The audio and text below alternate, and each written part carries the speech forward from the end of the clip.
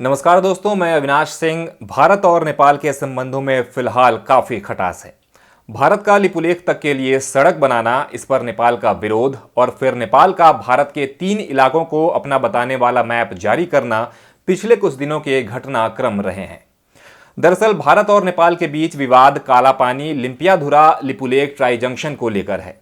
भारत और नेपाल दोनों ही दावा करते हैं कि काली नदी से बने कालापानी का इलाका उनके देश का अभिन्न अंग है।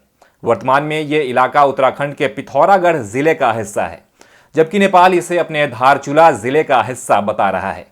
इस पूरे विवाद को समझने के लिए हमें 200 साल से पीछे के इतिहास में जाना होगा।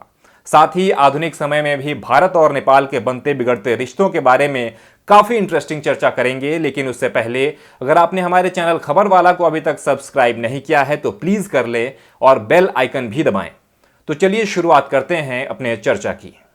सबसे पहले चर्चा करेंगे ब्रिटिश इंडिया और नेपाल रिलेशंस की हिस्ट्री पर। 18वीं सदी में नेपाल में एक राजा हुए, पृथ्वी नारायण शाह। इन्हें नेपाल के यूनिफिकेशन के लिए जाना जाता है। इतिहासकार जॉन वेल्पटन ने अपने किताब द हिस्ट्री ऑफ नेपाल में बताया है कि 1740 के दशक में इन्होंने अपने आसपास के छोटे छोटे राज्यों पर कब्जा करना शुरू किया और उन्हें अपने गोरखा किंगडम में मिलाना शुरू किया। गोरखा किंगडम की राजधानी गोरखा से बदलकर काठमांडू किया और साम्राज्य का विस्तार करते हुए गोरखा किंगडम को नया नाम नेपाल किंगडम दिया। उनकी मृत्यु के बाद उनके वंशजों ने भी इस साम्राज्यवादी नीति को जारी रखा। 19वीं सदी के शुरुआत में नेपाल किंगडम का विस्तार पश्चिम में भारत के वर्तमान कुमाऊं और गढ़वाल से लेकर पूरब के सिक्किम तक था। साल 1813 में एंग्लो नेपालीज वॉर के पहले तक नेपाल का विस्तार पश्चिम में सतलज नदी से लेकर पूरब में तीस्ता नदी तक था। साल 1814 से लेकर 1816 तक काठमांडू के गोरखा शासकों और ईस्ट इंडिया कंपनी के बीच एंग्लो नेपाल वॉर हुआ। इस युद्ध में गोरखा शासकों की हार के बाद 1815 में हुए सुगौली की संधि के साथ लड़ाई खत्म हुई। इस संधि के तहत नेपाल को पश्चिम में कुमाऊं गढ़वाल और पूर्व में सिक्किम को ईस्ट इंडिया कंपनी को सौंपना पड़ा। सुगौली संधि के आर्टिकल 5 के अनुसार नेपाल के राजा ने काली नदी के पश्चिमी इलाकों पर से दावा छोड़ दिया। नेपाल का अधिकार सिर्फ काली नदी के पूर्वी इलाकों तक रहा। यहीं से विवाद की शुरुआत होती है। विवाद काली नदी के ओरिजिन को मानने को लेकर है, यानी भारत और नेपाल काली नदी का ओरिजिन अलग अलग मानते हैं।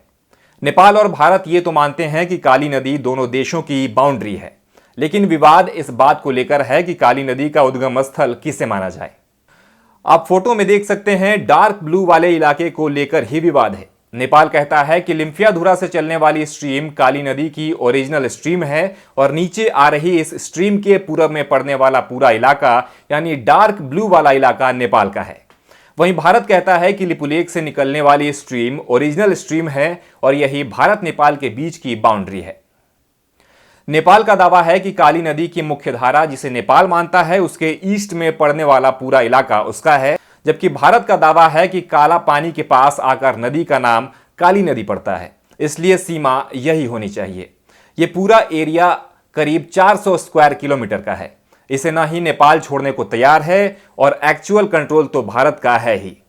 भारत के लिए इस इलाके का महत्व सामरिक रूप से भी काफी महत्वपूर्ण है। चीन की गतिविधियों पर नजर रखने के लिए लिपुलेख पास का भारत के कब्जे में रहना बेहद जरूरी है। साल 1998 में पहली बार नेपाल ने भारत के सामने काला पानी के मुद्दे को उठाया था।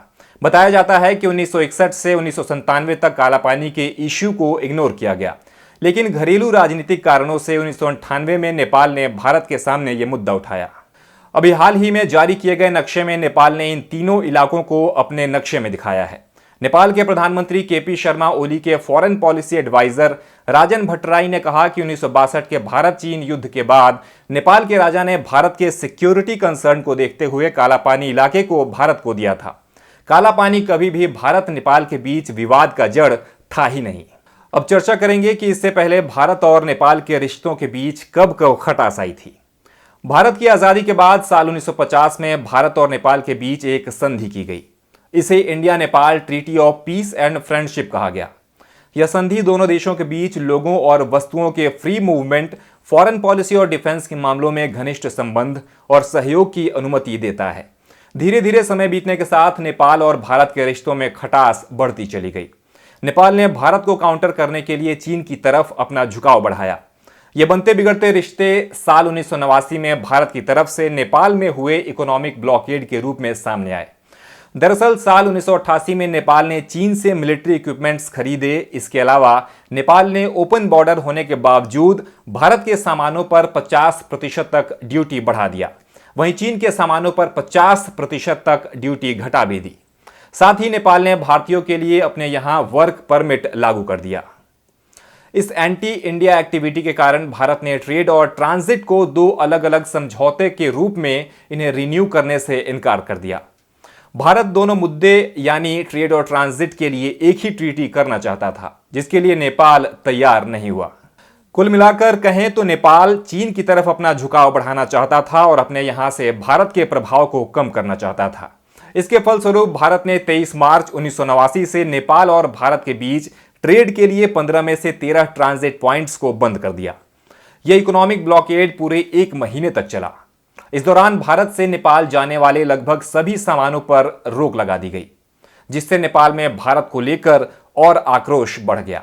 इसी साल नेपाल और भारत के रिश्तों में आई कड़वाहट की एक और वजह बताई जाती है, और वो है तत्कालीन प्रधानमंत्री राजीव गांधी की पत्नी सोनिया गांधी को नेपाल के पशुपतिनाथ मंदिर में घुसने से रोक दिया जाना। दरअसल गैर हिंदू होने के कारण सोनिया गांधी को मंदिर में प्रवेश नहीं करने दिया गया। राजीव गांधी ने इसे पर्सनली ले लिया, जिस कारण से भारत सरकार और नेपाल की मोनार्की के बीच रिश्ते कड़वे होते चले गए। इसके बाद के सालों में राजीव गांधी ने नेपाल से राजशाही को खत्म करने के लिए रॉ को लगा दिया। रिसर्च एंड एनालिसिस विंग के फॉर्मर स्पेशल डायरेक्टर अमर भूषण ने अपनी किताब इनसाइड नेपाल में खुलासा किया है कि रॉ ने ही गुप्त ऑपरेशन चलाकर नेपाल से राजतंत्र यानी मोनार्की को खत्म किया। राजीव गांधी सरकार के कहने पर साल 1990 से रॉ ने नेपाल में माओइस्ट नेताओं और पार्टियों को मजबूत करना शुरू किया। नेपाल में राजतंत्र के खिलाफ पीपल्स मूवमेंट को भी सपोर्ट किया गया। इसी का नतीजा रहा कि 240 सालों के राजतंत्र के बाद नेपाल में 2008 से मोनार्की खत्म हो गई और नेपाल एक लोकतांत्रिक देश बन गया। 2015 में भारत नेपाल के रिश्ते एक बार फिर से खराब हुए जब नेपाल ने अपना नया संविधान लागू किया। इस नए संविधान का विरोध नेपाल के मधेशी लोगों ने किया। मधेशी नेपाल के दक्षिणी मैदानी भाग में रहते हैं। इस इलाके को मधेश या तराई का इलाका कहा जाता है। यहां रहने वाले मधेशियों ने नेपाल के नए संविधान के खिलाफ प्रदर्शन शुरू किया। मधेशियों का कहना था कि नए संविधान में उनके साथ भेदभाव किया जा रहा है। नेपाल के नागरिक होने के बावजूद मधेशियों का भारत से ज्यादा जुड़ाव है। नेपाल की सीमा से लगे बिहार और उत्तर प्रदेश के लोगों और मधेशियों के बीच रोटी बेटी का नाता है। इस कारण से भारत सरकार ने भी नए संविधान को लेकर चिंता जताई। कई मीडिया रिपोर्ट्स के मुताबिक भारत नेपाल के संविधान में 7 बदलाव चाहता था। जब बात नहीं बनी तो फिर एक बार नेपाल भारत सीमा पर ब्लॉकेड देखने को मिला। इसके तहत भारत से नेपाल जाने वाले जरूरी सामानों की ट्रकों को बॉर्डर पर रोक दिया गया। नेपाल ने इसका जिम्मेदार भारत को बताया तो भारत ने इसका कारण मधेशियों के बॉर्डर पर प्रदर्शन को बताया। अब एक बार फिर भारत और नेपाल आमने सामने हैं। नेपाल के इस रिएक्शन को भारत चीन की शह मानता है। कुछ दिनों पहले खबर भी आई थी कि नेपाल की सत्तारूढ़ नेपाली कम्युनिस्ट पार्टी के सदस्य और प्रधानमंत्री केपी शर्मा ओली का विरोध पार्टी में ही होने लगा है। चीन के एम्बेसडर ने पार्टी के नेताओं के साथ बैठक कर केपी शर्मा ओली की कुर्सी बचाई, जिसके बाद से नेपाल के प्रधानमंत्री की तरफ से चीन के फेवर और भारत के खिलाफ बयान देने का मतलब समझा जा सकता है। तो आपको यह वीडियो कैसा लगा हमें कमेंट सेक्शन में जरूर बताएं और इस वीडियो को लाइक और शेयर भी जरूर करें।